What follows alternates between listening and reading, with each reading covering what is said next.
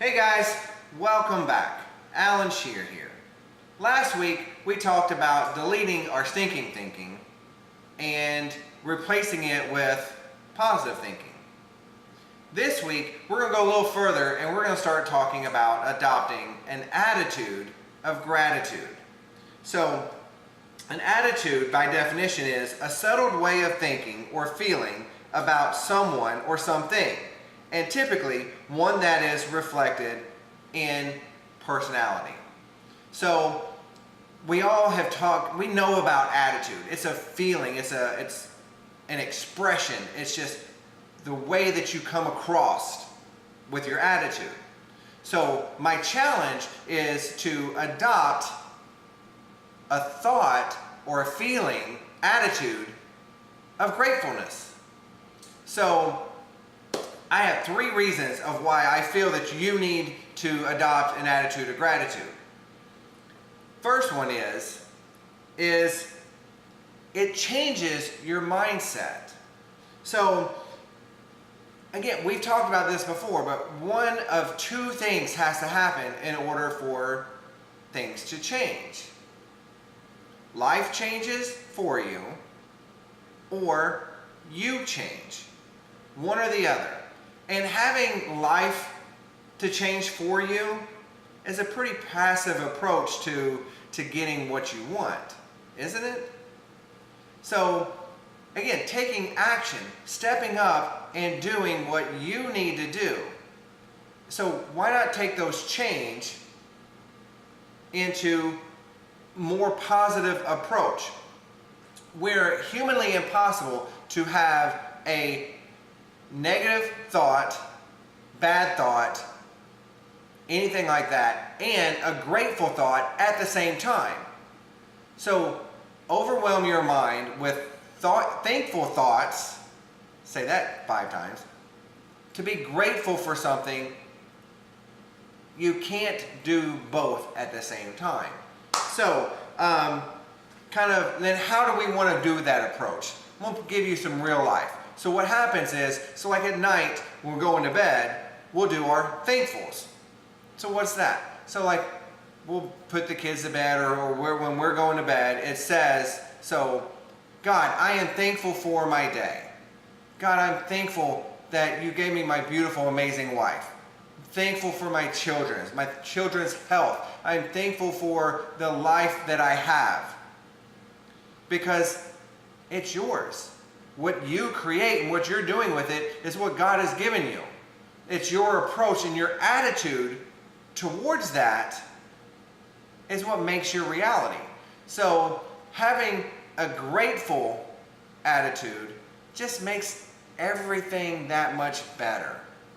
So on top of doing thankfuls at night, you can be thankful for your car that gets you back and forth to work. You can be thankful for the roof over your head. Be thankful for that you got to eat that day. There's so many things in life that we take for granted that other people are not getting. I'm thankful for everything that I have. So, and I say that out loud at night. Or you can do a journal, a grateful journal. So jot down every day what you're thankful for. God, thank you for this day, because I know I'm not promised tomorrow, and yesterday's gone. I am so grateful that you allowed me today. And whatever else it is that comes with it. So you can say it out loud at night, your nightly thankfuls as we do, or do a grateful journal. Whatever works for you, but get it out there. Don't hold all your emotions in. Tell people, hey, thank you for being my friend. It's that simple. So second reason I think that you need to adopt an attitude of gratitude is it creates solutions. I've always felt we need to be solution finders, not problem finders. We all know those people, right? They find a problem in every situation. Oh man, I had a flat tire today. Well, here's a solution. You had a spare, right? Or someone helped you eventually. You got an end result. be positive that something always good can happen. So having an attitude of gratitude allows you to find solutions in problems. Just last week, some situation happened and it wasn't the end result that we were looking for. God, man, that stinks. I wanted this, but it didn't happen. But you know what? I'm thankful for this that I got. It wasn't exactly what we wanted, but God has a reason and a plan for your life. Let it play out.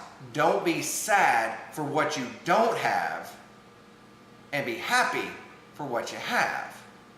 That's what an attitude of gratitude allows you to be, finding solutions. So, third reason that I feel that you need to adopt an attitude of gratitude, this one's fun. It's contagious. Having an attitude of gratitude makes other people be grateful for the things they have. Just walk down the street and smile and say, "Hey, how are you today?"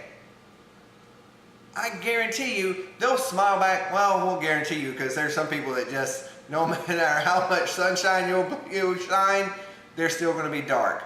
But for me, it's good anyway. So, but again, happiness is contagious. Being grateful is contagious. And I want to be that for someone that might not have it that day, that needs a little extra, oh, good, he cares about me. He asked me how my day was. So the third reason is it's contagious. So spread it around, people. So now we come back to why do we want to do that? Why do we want to have an attitude of gratitude? Well, we'll go back to our life handbook, which is the Bible. And in that life handbook, there's a couple of reasons, or Psalms 118:24. I love this one. This is the day the Lord has made. Let us rejoice and be glad in it. Right? Today. Thank God he gave me today. What did you do with your day to be thankful that God allowed you to be here? There's so many things that you can reflect on that. So I love that verse. Another one is Psalms 136, verse 1. Give thanks to the Lord, for he is good, for his steadfast love endures forever. God's always going to love you. And he's just asking, give thanks in that. And it just will keep coming. Guys, the easy part is to be thankful when you have a lot of good things. But you really need to start and reflect. Be thankful always. There's always something to be grateful for. In the midst of tragedy and turmoil, there is a positive, good, thankful thought that you can have throughout the whole thing. And it's hard sometimes to find that when it's really dark, when you're really in some rough times. But God is there for you. He will see you through. So the inspiration tip for this week is have an attitude of gratitude. I challenge you.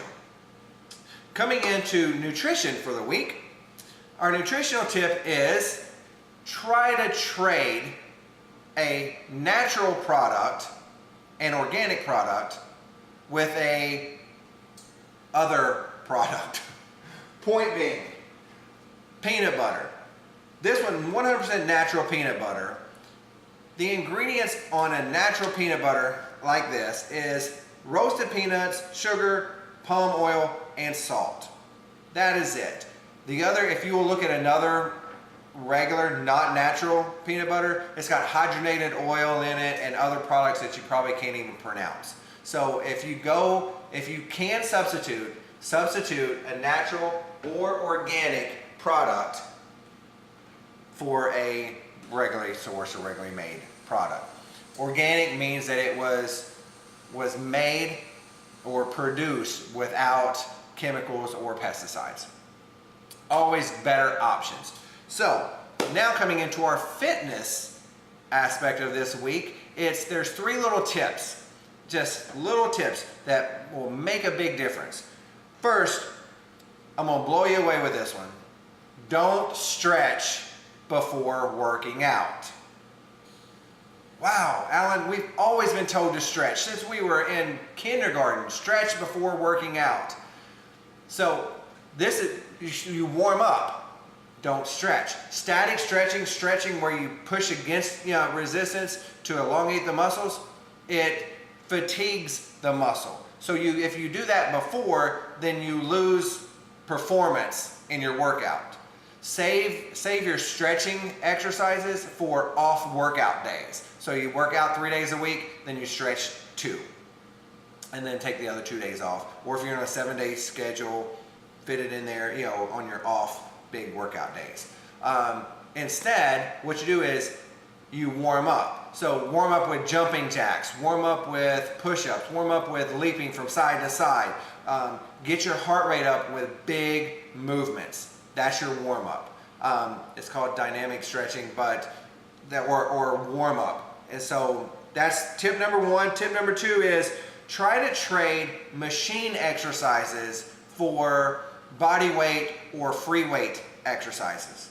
And this is why. Machine weights are set pivot points in everything. So my leg length is different than yours, different than someone else's, different from what it might be set at. So you're running the risk of injury in a range of motion that might not be suitable for you.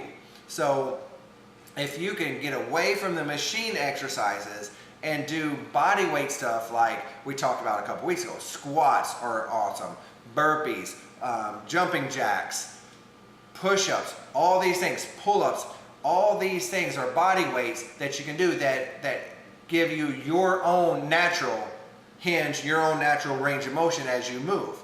So tip 2 is try to trade out one for the machine weights for the body weight or free weights at that. Third and last tip is to explode through your workout, through your push movement, and then relax or go slow in your return movement. For example, if you're doing a push-up, so explode in the up movement and slow on your return. If you're doing a pull-up, then explode through the pulling and slow in the return. Same thing with a bench press or an arm curl. Anything. That's the movement is explode through the push or pull movement and then slow in your return. So with that said, please like, subscribe. Remember, the challenge for the week is to have an attitude of gratitude. Again, guys, be fierce in your actions. Be good in your thoughts. Till next week, Alan Shearer.